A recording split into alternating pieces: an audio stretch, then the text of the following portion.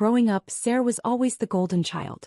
While I spent hours building computers in the garage, she was winning debate tournaments and student council elections. Mom would beam whenever Sarah spoke about her leadership potential and her plans to revolutionize the tech industry. "Your sister has vision," Dad would say, watching Sarah present her high school business plan. "She understands what it takes to build something real." Meanwhile, I was dismissed as the computer kid who played with gadgets all day. When I started freelancing web development at 16, earning more than most adults, the family called it pocket money and suggested I focus on real subjects, like Sarah's pre-law track. The dynamic only intensified in college. Sarah attended Harvard Business School while I chose a state school for computer science. Every family gathering became a showcase for Sarah's networking achievements, her internship at Goldman Sachs, her acceptance into exclusive entrepreneurship programs. "Sarah's making connections that matter," Mom would explain to relatives. "She's building relationships with future CEOs and venture capitalists. That's how real business gets done." When I mentioned my software projects or the apps I was developing, the conversation quickly shifted back to Sarah's latest academic honor or business competition win. I learned to stay quiet during these discussions, focusing on my code instead of family recognition. After graduation, Sarah launched her tech startup with great fanfare. The family invested their savings, convinced they were backing the next Silicon Valley success story. Local newspapers covered her launch event. LinkedIn was flooded with congratulations from our extended network. "Sarah's company is going to change everything," Dad proclaimed at that year's Christmas dinner. "She's got the business acumen and the vision to make it work." I had quietly started my own software consultancy, working with Fortune 500 companies to optimize their digital infrastructure. The work was highly technical, extremely profitable, and completely invisible to anyone outside the industry. While Sarah held press conferences, I was solving complex problems for clients who paid premium rates for discretion. My bank account grew steadily, but I drove the same used Honda and lived in a modest apartment. The family assumed I was barely scraping by as a freelance computer guy. When they asked about my work, I'd mention some programming projects and quickly change the subject. Sarah's startup, meanwhile, was burning through capital at an alarming rate. The initial excitement had faded into the harsh reality of market competition, product development challenges, and customer acquisition costs. But the family remained optimistic, convinced that Sarah's Harvard training would eventually pay off. "It's just growing pains," Mom would assure worried relatives. "All successful startups go through this phase." 2 years after Sarah's launch, her company was hemorrhaging money. The initial funding round was nearly exhausted, and potential investors were asking difficult questions about revenue projections and market viability. Sarah needed a major capital injection to survive. That's when I made my move. Through a network of shell companies and investment vehicles, I became Sarah's largest anonymous investor. The $150 million injection came through a prestigious venture capital firm that specialized in tech startups. To Sarah and the family, it looked like validation from the industry's most respected players. I knew Sarah would attract serious investors, Dad celebrated when the funding was announced. "This is exactly what we expected from someone with her background." The investment terms were structured to give me significant control over company decisions while maintaining complete anonymity. Sarah believed she had convinced sophisticated institutional investors to back her vision. In reality, she was being funded by her unsuccessful younger brother who supposedly understood nothing about real business. The irony was perfect. Every board meeting, every strategic decision, every major company direction was ultimately under my control. Sarah would present her plans to investors who she thought were evaluating her business acumen, not knowing that the primary decision-maker was someone she had dismissed as a pretend entrepreneur. Sarah's funding success elevated her status within the family to near-celebrity levels. Every gathering became an opportunity for her to share updates about her revolutionary company and the sophisticated investors who believed in her vision. Sarah's investors include some of the most successful people in Silicon Valley, she would explain to impressed relatives. "They don't just provide capital. They provide strategic guidance from decades of experience building successful companies." The family hung on her every word. Sarah had become their proof that hard work, proper education, and business fundamentals would inevitably lead to success. She represented everything they believed about achievement and recognition. Meanwhile, my actual success remained completely invisible. The consultancy had grown into a multi-million-dollar operation with clients across 3 continents. I had developed proprietary software that Fortune 100 companies licensed for substantial annual fees. My personal net worth had reached levels that would have shocked the family. But I maintained the same modest lifestyle and humble demeanor. When Sarah talked about her company's growth trajectory and investor relationships, I would nod politely and ask thoughtful questions. The family interpreted my questions as curiosity from someone who didn't really understand business, rather than insights from someone who was secretly controlling the entire operation. "It's nice that you're interested in Sarah's success," Mom would say privately.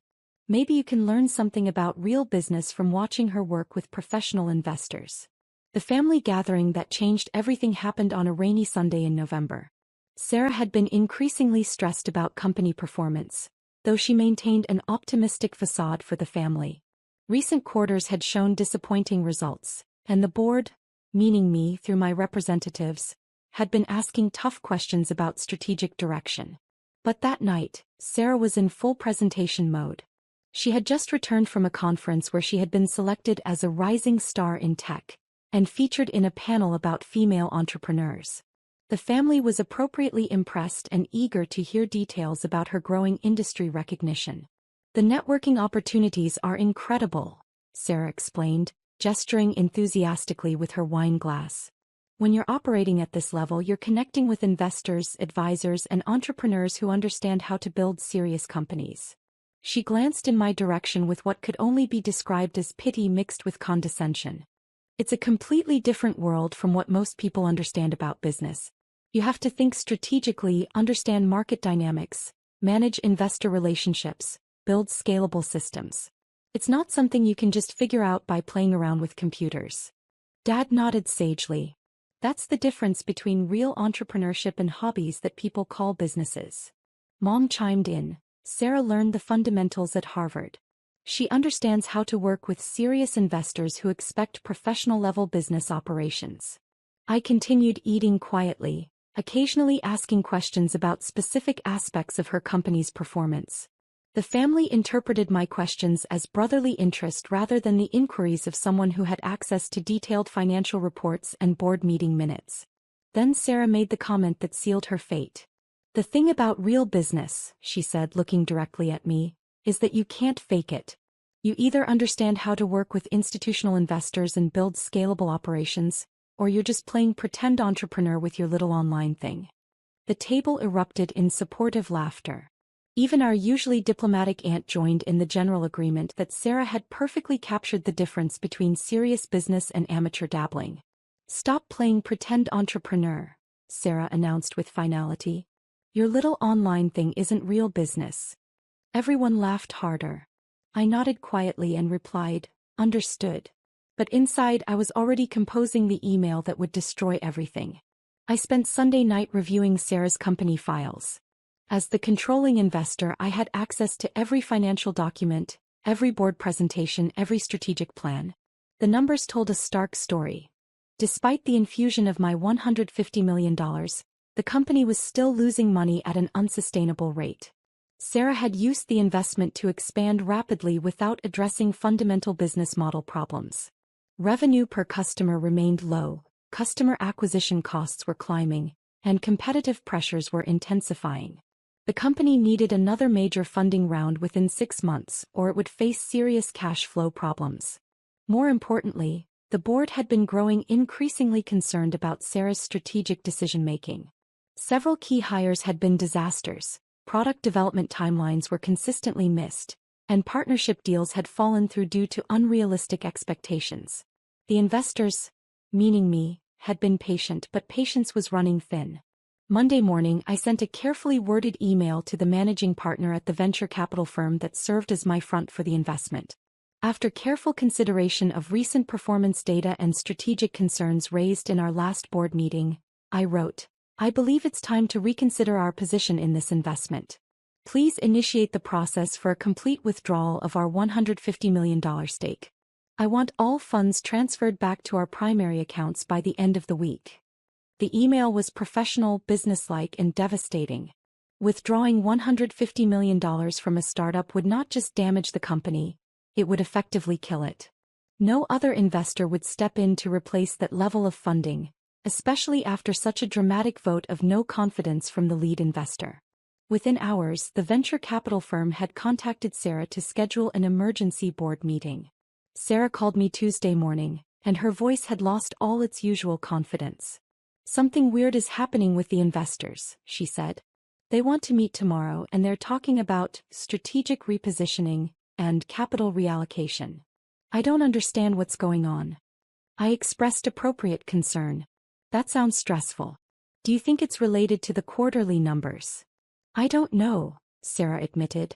"The performance hasn't been perfect, but we're building for long-term growth. Real investors should understand that tech companies go through difficult phases before they scale." Wednesday's board meeting was brutal. The venture capital representatives, acting on my instructions, presented a comprehensive analysis of the company's problems. Revenue projections were unrealistic, cost management was poor, strategic execution was consistently falling short of expectations. "We've been patient," the lead partner explained, "but our analysis indicates fundamental problems with the business model and execution strategy. We don't believe additional capital investment would be productive at this time." Sarah fought back with presentations about market opportunity, competitive advantages, and long-term vision. But the numbers were undeniable. The company was burning through cash without generating sustainable growth. "We've decided to withdraw our investment," the partner announced. "Effective immediately, we'll be liquidating our position and reallocating capital to more promising opportunities." Sarah was stunned. "You can't just withdraw $150 million overnight. The company will collapse without that funding." "We understand the implications," the partner replied coolly. "But our responsibility is to our own investors, and we can't justify continued support for operations that aren't meeting performance expectations." By Thursday, word had spread through the family that Sarah's company was facing a crisis. The sophisticated investors had suddenly pulled their support, leaving the startup in desperate need of emergency funding. Mom called a family meeting for Friday evening. "We need to figure out how to help Sarah through this difficult time," she announced. "Sometimes even the best entrepreneurs face setbacks when investors don't understand their vision." The gathering felt like a war council. Sarah sat at the head of the table, looking exhausted but determined. She had spent the week frantically calling potential investors, trying to find someone who would replace the withdrawn funding. "It's just a temporary setback," she insisted.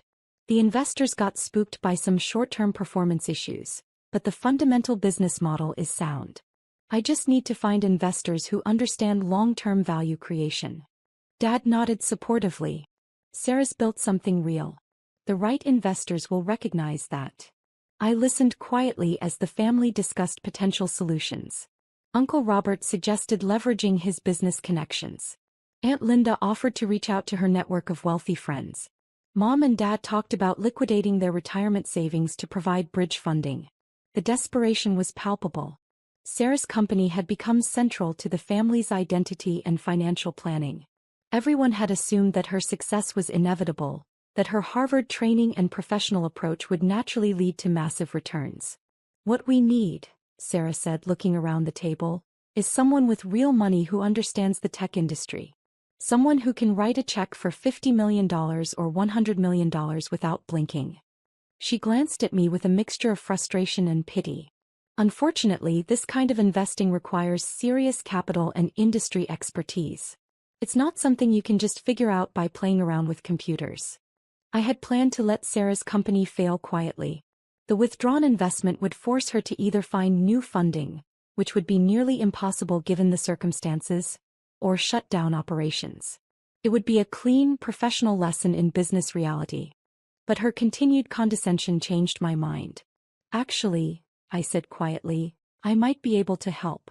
The table fell silent. Everyone turned to look at me with expressions ranging from confusion to polite skepticism. I know you need sophisticated investors," I continued, "but I've actually been following your company pretty closely. I have some thoughts about what might work." Sarah managed a patronizing smile. "That's sweet of you to offer, But this really requires people who understand institutional investing and tech company valuations. It's incredibly complex. I understand, I said. Let me make a call. I pulled out my phone and dialed the direct line for my primary investment advisor at Goldman Sachs. Hi, David, I said when he answered. I need to discuss liquidating some positions to free up capital for a direct investment opportunity. The family was staring at me with growing confusion. Sarah looked like she was watching someone have a mental breakdown. Yes, I'm looking at investing directly in a tech startup, I continued. Something in the $150 million range. Can you walk me through the structure for that kind of direct equity position? David's voice was clear enough for the table to hear his response. Of course, Mr. Johnson. Given your portfolio size, a $150 million direct investment would represent approximately 8% of your current holdings. We can structure that as a straight equity purchase or as convertible preferred shares, depending on your strategic goals. The room went dead silent. Also, I added, I want to discuss my existing position in TechFlow Innovations. I believe I'm currently the majority stakeholder through the Meridian Capital vehicle, correct? That's correct, David confirmed. Your $150 million investment through Meridian gives you controlling interest in TechFlow. You've been the primary decision-maker on all major strategic issues. I looked directly at Sarah, whose face had gone completely white. David, I said, I'd like to schedule a board meeting for Monday. I think it's time for me to take a more direct role in company management. The silence that followed lasted nearly a full minute. Sarah was staring at me like I had just announced that I was actually an alien. Mom and Dad looked like they were trying to process information that didn't fit into any category they understood. Finally, Sarah found her voice. That's not possible. I handed her my phone, which was still connected to David at Goldman Sachs. Would you like to ask him about the investment structure? Sarah took the phone with shaking hands.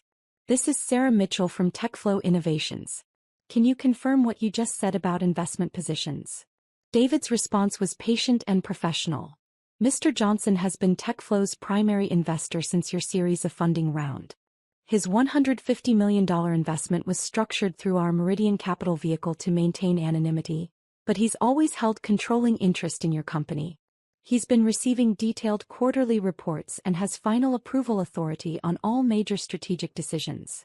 Sarah hung up the phone and stared at me with a mixture of shock, confusion, and dawning horror.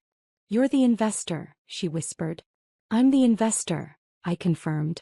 You've been controlling my company for 2 years. I've been providing capital and strategic oversight, yes. The family was still trying to process what they had just heard. Dad spoke first. So when you asked questions about Sarah's business, I was checking to see if her understanding matched the reports I was receiving from the management team, I explained. Mom was shaking her head slowly. Your little online thing is a software consultancy that generates about $40 million per year in revenue, I said. The startup investment was funded from my personal savings. Sarah's face was cycling through a range of emotions: shock, embarrassment, anger, and something that looked like grief. The realization was hitting her that everything she had said about real investors and sophisticated capital had been directed at the person who actually was her real investor and sophisticated capital. Why? She asked finally. I considered the question carefully. Initially because I believed in your vision and wanted to help. The anonymous structure was meant to prevent family dynamics from complicating business decisions. And now, I looked around the table at the family members who had spent years dismissing my actual success while celebrating what they thought was Sarah's superior business acumen. Now I think it's time for some honest conversations about business, success, and respect. The following weeks brought a complete transformation in family dynamics. Sarah's company didn't collapse. Instead, I restructured it with proper management oversight and realistic growth targets. But Sarah's role changed from CEO to a senior product manager position, with experienced executives brought in to handle operations and strategy. The family struggled to adjust to the new reality. Years of assumptions about success, intelligence, and business competence had been completely overturned. The computer kid, who they thought was barely scraping by, was actually a multimillionaire who had been secretly funding their golden child startup. Sarah took the transition hard. Everything she had believed about her business success had been built on capital provided by the brother she had dismissed as incapable of understanding real business. The sophisticated investors she had bragged about were actually representatives of someone she had consistently belittled. But something interesting happened over time. Once Sarah stopped trying to prove her superiority and started actually learning from experienced mentors, she began to excel. The skills she had developed at Harvard, combined with humility and proper guidance, made her genuinely effective in her new role. The company, meanwhile, became profitable within 6 months. With realistic expectations and proper capital allocation, the business model that Sarah had envisioned actually worked. The problem had never been her vision. It had been her execution and her unwillingness to acknowledge what she didn't know. As for me, I finally started being honest about my own success. The family learned about the consultancy, the software licenses, the investment portfolio, and the various business ventures I had been quietly building for years.